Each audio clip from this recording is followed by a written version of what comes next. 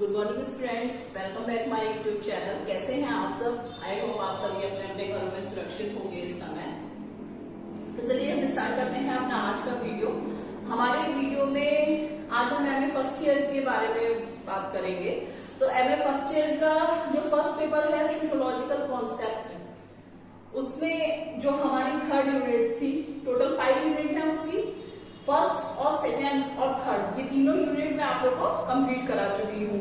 मैं एक बार फिर से रिपीट कर दे रही हूँ आप लोग को। थर्ड यूनिट में हमने टॉपिक पहला पढ़ा था फैमिली, सेकेंड हमने पढ़ा था मैरिज, थर्ड हमने पढ़ा था किनशिप, फोर्थ था कास्ट और फिफ्थ था रिलीजन।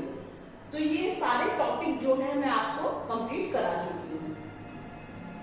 अगर इन टॉपिक्स से रिलेटेड आपको कुछ प्रॉब्लम है या कोई टॉपिक मेरे से छूट गया है तो आप लोग मुझे कमेंट बॉक्स में कमेंट करके बता सकते हैं। अब जो ये थर्ड यूनिट थी ये आप लोगों की सोशल इंस्टीट्यूशंस के ऊपर थी। अब हम जो हमारी नेक्स्ट यूनिट है फोर्थ यूनिट जो है हमारी, उसकी हम बात करेंगे। तो उसमें हमारा पहला टॉपिक जो है वो है मार्केट, सेकेंड है कैपिटल, थर्ड है हमारा प्रॉपर्टी है डिवीजन ऑफ लेबर। ठीक है, तो ये सारी जो टॉपिक्स है ये हमारे इकोनॉमिक इंस्टीट्यूशन से रिलेटेड है। जो थर्ड यूनिट थी वो हमारी सोशल इंस्टीट्यूशन से रिलेटेड थी, उसमें जो सोशल चीजें थी वो सारी आई थी। अब जो फोर्थ यूनिट है उसमें इकोनॉमिक इंस्टीट्यूशंस होंगे। ठीक है, तो आज हमारा जो फर्स्ट टॉपिक है फोर्थ यूनिट का मार्केट, आज हम इसके बारे में बात करेंगे। तो सबसे पहले बात आती है कि आखिर मार्केट क्या है। मार्केट को हम हिंदी में बाजार कहते हैं।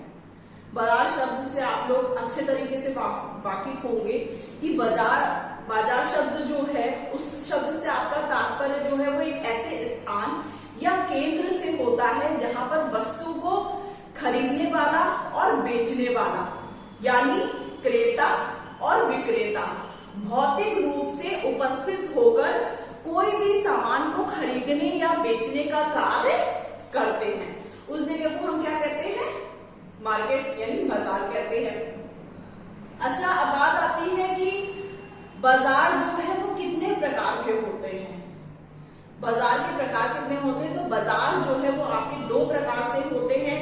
एक तो होगा आपका सामान्य या मिश्रित बाजार हो गया आपका, और एक आपका हो गया विशिष्ट बाजार। ठीक है, पहला आपका हो गया सामान्य व मिश्रित बाजार और सेकंड हो गया आपका विशिष्ट बाजार। तो अब हम सबसे पहले बात करते हैं कि सामान्य और मिश्रित बाजार क्या होता है। तो सामान्य और मिश्रित बाजार जो है वो ऐसे बाजार होते हैं जिनमें विविध प्रकार की यानी अनेक प्रकार की वस्तुओं का क्रय विक्रय जो है वो होता है, जहां लोगों की यानी क्रेताओं की जो खरीदने वाले हैं, ठीक है ना, क्रेताओं की और विक्रेताओं के अनुसार जो भी उनकी आवश्यकताओं की चीजें होती हैं वो उपलब्ध होती हैं, उन बाजारों को हम सामान्य व विशिष्ट बाजार कहते हैं। अब ये तो बात हो गई आपकी विशिष्ट बाजार की। अब नेक्स्ट जो सेकेंड टाइप है, फर्स्ट जो मैंने आप लोगों को बताया है वो सामान्य व मिश्रित बाजार के बारे में बताया। उसमें मैंने आपको बताया कि मिश्रित बाजार और सामान्य बाजार वे बाजार होते हैं जहां पर अनेक प्रकार की वस्तुओं का क्रय विक्रय जो है वो किया जाता है, जहां क्रेताओं की आवश्यकताओं की सभी वस्तुएं जो हैं वो उपलब्ध होती हैं। उनको हम क्या कहते हैं? सामान्य व मिश्रित बाजार। अब हम बात करते हैं विशिष्ट बाजार की। तो विशिष्ट बाजार जो है वो किसी वस्तु विशेष का किसी भी जिस बाजार में किसी वस्तु विशेष का क्रय विक्रय किया जाता है उसको हम विशिष्ट बाजार कहते हैं, जहां पर हमें एक ही चीज, मान लीजिए कोई मार्केट है ऐसा जहां पर सारी दुकानें जो है वो लाइन से कपड़े की ही दुकानें होंगी, तो उसको हम विशिष्ट बाजार कहेंगे। ऐसा बाजार जहां पर सेम चीजें मिलती हैं, सारी शॉप सेम हो, कपड़े से रिलेटेड ही, चाहे वो किसी भी तरीके के कपड़े हो उससे रिलेटेड ही, तो यानी वो कपड़ा बाजार कहलाता है। अगर वो उसमें सारी शॉप जो है वो कपड़े की होंगी तो वो कपड़ा बाजार कहलाएगा। तो ये हमारा आ गया विशिष्ट बाजार के अंतर्गत। तो मैंने आपको बताया कि बाजार क्या होता है। अच्छा, बाजार फॉर एग्जांपल के लिए मैं आप लोगों को बता देती हूँ कि शहरों में स्थापित कपड़ा बाजार हो सकता है और गांव में लगने वाले हाट होते हैं। जो शहरों में तो लोगों के पास शॉप्स होती हैं, तो लोग उसी में अपना जो भी उनको बेचने वाला सामान है वो लगा करके लोग बैठते हैं। लेकिन गांव में क्या होता है, गांव में लोगों के पास अपनी शॉप जो है वो नहीं होती है ज्यादातर, क्योंकि गांव में गरीबी ज्यादा देखी गई है। तो वो लोग क्या करते हैं कि उनकी जो मार्केट लगती है वो लोग क्या करते हैं, जमीन पे बैठ करके, जमीन पे चटाई वटाई बिछा करके वहां पे बैठ करके अपनी चीजों को बेचते हैं। तो वो क्या होता है कि गांव में लगने वाले हाट के लिए बोला जाता है।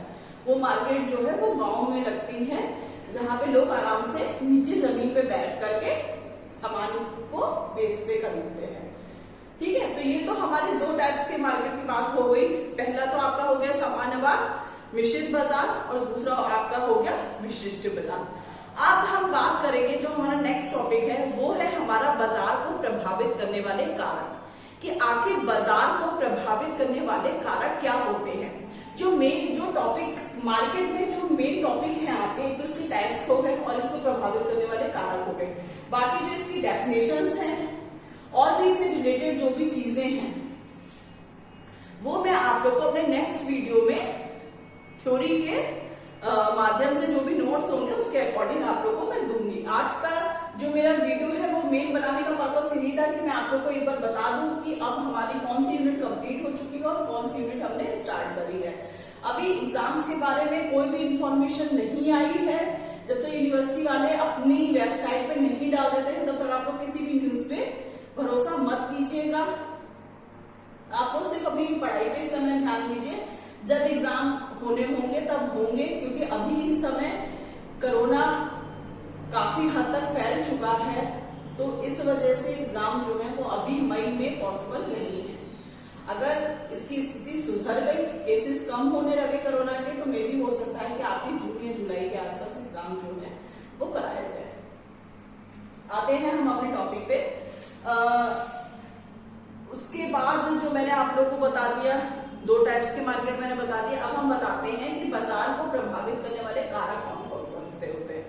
तो बाजार को प्रभावित करने वाले कारक बहुत सारे होते हैं, उसमें कुछ पॉइंट्स जो है वो मैं आपको बताऊंगी, 4-5 पॉइंट्स जो है, जिसमें हमारा मेन जो पहला पॉइंट है, तो बाजार को सबसे ज्यादा प्रभावित करने वाला पहला कारक जो हमारा होता है वो होता है कि लोगों की खरीदने की क्षमता के अनुसार जो है वो बाजार जो है वो काफी हद तक प्रभावित होता है। क्योंकि जब लोगों के पास धन होगा, लोग सामान कैसे खरीदेंगे? जब तक उनके पास रुपए पैसे नहीं होंगे वो सामान नहीं खरीद पाएंगे।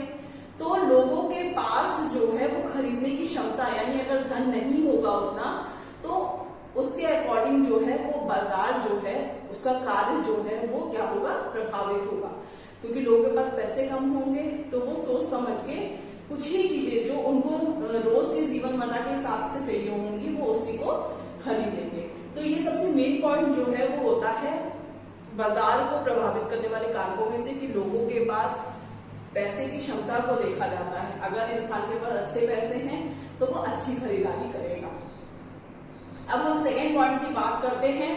तो बाजार में लोगों की मांग के अकॉर्डिंग अनुरूप जो मतलब लोगों के लिए सबसे ज्यादा इंपॉर्टेंट वही होता है कि जिस चीज की डिमांड मार्केट में ज्यादा होती है, अगर वही सामान लोगों को मार्केट में मिलेगा तो इससे क्या होगा, बाजार के कार्य जो हैं वो प्रभावित नहीं होंगे।